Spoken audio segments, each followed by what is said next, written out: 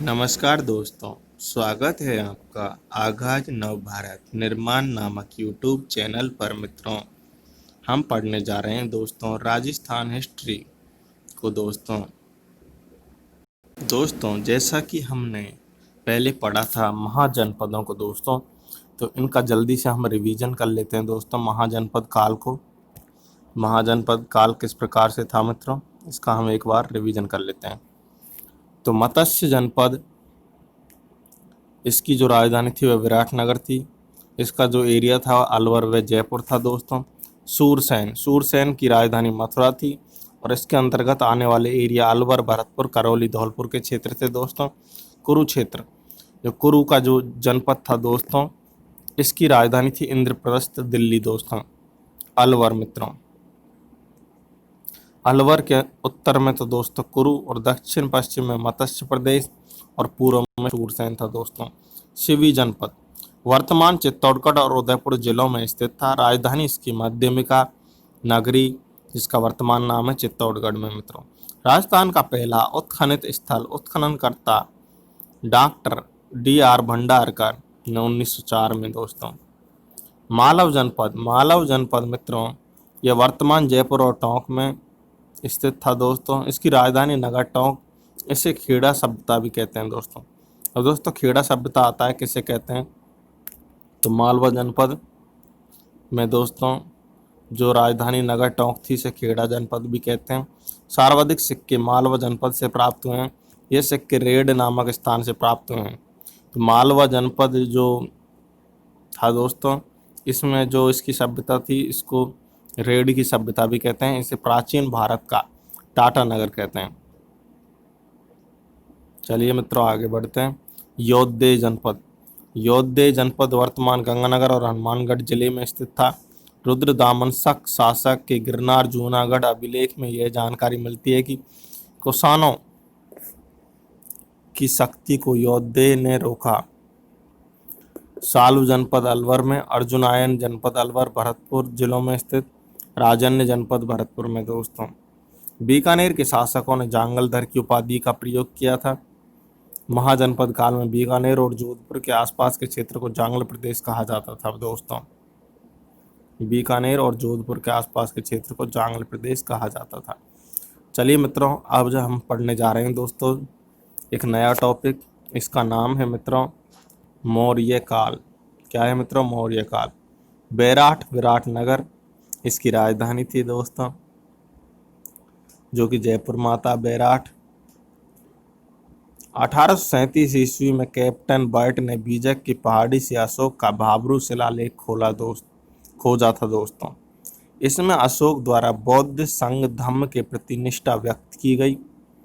अशोक का भाब्रू का शिलालेख वर्तमान में कलकत्ता के म्यूजियम में रखा है। यहाँ से एक बौद्ध स्तूप और एक बौद्ध गोलाकार मंदिर प्राप्त हुआ है दोस्तों। अब क्वेश्चन आता है राजस्थान जीके का दोस्तों, राजस्थान के किस स्थान से बौद्ध स्तूप एवं बौद्ध गोलाकार मंदिर के प्रमाण मिले हैं दोस्तों? तो आप इसका आंसर देंगे बैराठ, विराटनगर, जयपुर से दोस्तों। हैनसोंग भी यहाँ बौद्ध मठों की पुष्टि करता है दोस्तों। कालांतर में हून शासक मिहिर कुल ने इन बौद्ध मठों को नष्ट कर दिया। अब दोस्तों क्वेश्चन आता है, किस शासक ने बौद्ध मठों को नष्ट कर दिया दोस्तों? तो इसका सही आंसर होगा कालांतर में हून शासक मिहिर कुल ने। जयपुर का राजा सवाई राम सिंह ने यहाँ खुदाई करवाई थी मित्रों, जिसमें सोने की एक मंजूषा प्राप्त हुई। संभवतः इसमें भगवान बुद्ध के अवशेष रहे होंगे दोस्तों। मंजूषा दोस्तों एक छोटी सी मटकी का जो रूप होता है दोस्तों, उसे मंजूषा कहते हैं। बैराठ में सर्वाधिक मात्रा में शैल चित्र प्राप्त होते हैं। बैराठ में चट्टानों में लिखी गई लिपि को शंख लिपि कहा गया है दोस्तों। जो मित्रों जो बैराठ में जो लिपि लिखी गई है वह किस प्रकार की लिपि है? तो बैराठ में जो लिपि लिखी गई है वह शंख लिपि है मित्रों। सन 1936 ईस्वी में दयाराम साहनी यहाँ के उत्खनन किया था उन्होंने। 713 ईस्वी के मानसरोवर लेख के अनुसार यहाँ राजा मान मौर्य का शासन था। इस अभिलेख में 4 शासकों के नाम प्राप्त होते हैं, महेश्वर, भीम, भोज और मान।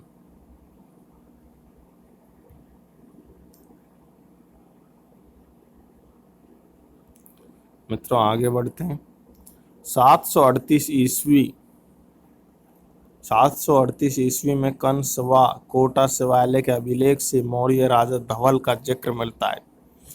किस अभिलेख से मौर्य राजा धवल का जिक्र मिलता है, वे किस काल से संबंधित थे? तो कंस व कोटा शिवालय के अभिलेख से मौर्य राजा धवल का जिक्र मिलता है। इसके बाद हमें राजस्थान में मौर्यों का कोई जिक्र नहीं मिलता है। मौर्योत्तर काल। यूनानी शासक मेनांडर ने 150 ईस्वी में मध्यमिका पर अधिकार कर लिया था। बैराट से हमें मेनांडर की 16 यूनानी मुद्राएं प्राप्त होती हैं। भरतपुर के नोहे से मुगलकालीन 5 मीटर ऊंची यक्ष की मूर्ति मिली है, जिसे जाख बाबा की मूर्ति कहा जाता है। अब दोस्तों, जाख बाबा की मूर्ति राजस्थान में किस जिले में मिली थी दोस्तों? तो जाख बाबा की जो मूर्ति मिली थी मित्रों, वे हमें मिली थी भरतपुर के नोहे से दोस्तों। ये किस काल की है या किस युग की है दोस्तों? तो यह है मौर्य काल की। तो भरतपुर से हमें जाख बाबा की मूर्ति मिली है मित्रों, ये किस काल की है? तो मौर्योत्तर काल की थी दोस्तों। चलिए मित्रों आगे बढ़ते हैं। हनुमानगढ़ के रंग महल से कुषाण कालीन मुद्राएं प्राप्त हुई हैं। अब क्वेश्चन आता है कि राजस्थान के किस जिले में कुषाण कालीन मुद्राएं प्राप्त हुई हैं? तो हनुमानगढ़ जिले में हनुमानगढ़ के रंग महल से एक गुरु शिष्य की मूर्ति भी मिली है। रंग महल का उत्खनन डॉक्टर हन्ना रिद ने किया था, जो कि स्वीडन के थे दोस्तों। जो रंग महल सभ्यता थी मित्रों, इसका उत्खनन किसने किया? तो डॉक्टर हन्ना रिंद ने किया था मित्रों। दोस्तों आगे बढ़ते हैं, गुप्त काल को पढ़ते हैं मित्रों। गुप्त काल कौन सा दोस्तों? गुप्त काल। गुप्त काल में क्या होता है दोस्तों? गुप्त काल में होता है कि समुद्रगुप्त की प्रयाग प्रशस्ति के अनुसार उसने राजस्थान के गणतंत्रों को अपनी अधीनता स्वीकार करवाई थी। कुमार गुप्त के समय बयाना भरतपुर में सर्वाधिक गुप्तकालीन सिक्के मिले थे। दोस्तों किसके समय बयाना भरतपुर में सर्वाधिक सिक्के मिले दोस्तों? तो गुप्त काल के। यह इंपॉर्टेंट पॉइंट है मित्रों। बयाना भरतपुर से किस काल के सर्वाधिक सिक्के मिले थे? तो मित्रों बयाना भरतपुर से सर्वाधिक गुप्तकालीन सिक्के मिले थे। बयाना भरतपुर से सर्वाधिक गुप्तकालीन सिक्के मिले थे मित्रों। बड़वा बारह से गुप्तों का एक अभिलेख प्राप्त होता है, जिसे मोखरी शासकों का वर्णन है। बड़वा बारह से गुप्तों का एक अभिलेख प्राप्त होता है, जिसमें मोखरी शासकों का वर्णन है। उन शासक मिहिर कुल ने बांडोली में एक शिव मंदिर बनवाया। किस शासक ने बांडोली में एक शिव मंदिर का निर्माण करवाया? तो वह है दोस्तों मिहिर कुल, जो कि एक हून शासक थे मित्रों। चलिए दोस्तों आगे बढ़ते हैं। चार चौमा कोटा का शिव मंदिर भी गुप्तकालीन स्थापत्य कला का उदाहरण है। चार चौमा का शिव मंदिर किस जिले में स्थित है दोस्तों? तो यह कोटा में स्थित है, जो कि गुप्तकालीन स्थापत्य कला का एक अनूठा उदाहरण है दोस्तों। क्वेश्चन आता है, चार चौमा शिव मंदिर कहाँ है मित्रों? तो कोटा में। ये किस काल से संबंधित है दोस्तों? तो यह है गुप्त काल से मित्रों। गुप्तोत्तर काल। गुर्जर प्रतिहारों की राजधानी कौन सी थी? तो गुर्जर प्रतिहारों की राजधानी थी भीनमाल। हैनसोंग भीनमाल को पीलो मोलो लिखता है।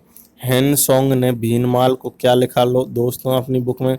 तो हैनसोंग ने भीनमाल को पीलो मोलो कहा। ब्रहगुप्त भारत का न्यूटन जिन्हें कहते हैं वो भीनमाल के थे। अब दोस्तों भारत का न्यूटन किसे कहा जाता है? तो भारत का न्यूटन ब्रहगुप्त को कहा जाता है। वे राजस्थान के किस जिले से संबंधित थे दोस्तों?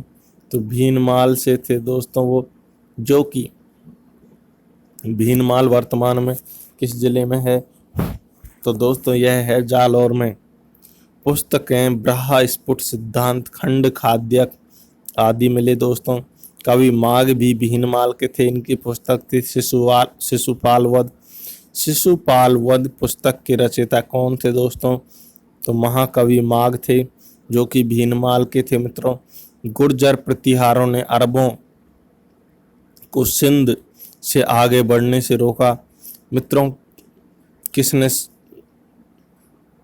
अरबों को आगे बढ़ने से रोका? तो मित्रों गुर्जर प्रतिहारों ने अरबों को सिंध से आगे बढ़ने गुर्जर प्रतिहारों ने अरबों को सिंध से आगे बढ़ने से रोका था दोस्तों। राष्ट्रकूटों की एक शाखा कालांतर में राजस्थान में राठौड़ों के रूप में आई। क्वेश्चन आता है दोस्तों, जो राठौड़ हैं ये पहले क्या थे? तो राठौड़ राष्ट्रकूट थे। राष्ट्रकूटों की एक शाखा राजस्थान में राठौड़ों के रूप में आई। कहाँ से आई मित्रों? इसका जवाब आप कमेंट बॉक्स में दें। चलिए मित्रों आगे बढ़ते हैं। अन्य पुरातात्विक स्थल दोस्तों, तो अन्य पुरातात्विक स्थल दोस्तों जैसे कि इंपॉर्टेंट है गणेश्वर। गणेश्वर सभ्यता या गणेश्वर पुरातात्विक स्थल सीकर जिले में कांतली नदी के किनारे स्थित है दोस्तों। गणेश्वर को ताम्रयुगीन सभ्यताओं की जननी भी कहते हैं दोस्तों। सोनारी की सभ्यता झुंझुनू जिले में कांतली नदी के किनारे लोहे युगीन केंद्र है दोस्तों। कुराड़ा, कुराड़ा नागौर जिले में औजारों की नगरी है। ईसवाल मित्रों उदयपुर जिले में है, जो कि औद्योगिक नगरी। प्राचीन काल में यहाँ से लोहा निकाला जाता था दोस्तों। प्राचीन काल की औद्योगिक नगरी किसे कहते हैं दोस्तों? तो ईसवाल को कहते हैं, जो कि उदयपुर जिले में है। जोधपुरा की सभ्यता जयपुर में साबी नदी के किनारे दोस्तों विकसित हुई। मित्रों आज के लिए इतना ही दोस्तों। आप इस YouTube चैनल को दोस्तों ज़्यादा से ज़्यादा लाइक, सब्सक्राइब व शेयर करें दोस्तों। दोस्तों हमारी आपसे यही रिक्वेस्ट है कि आप इस YouTube चैनल को ज़्यादा से ज़्यादा लाइक, सब्सक्राइब और शेयर करें दोस्तों। आज के लिए इतना ही, फिर हम आपसे कल जल्द ही मुलाकात करेंगे दोस्तों।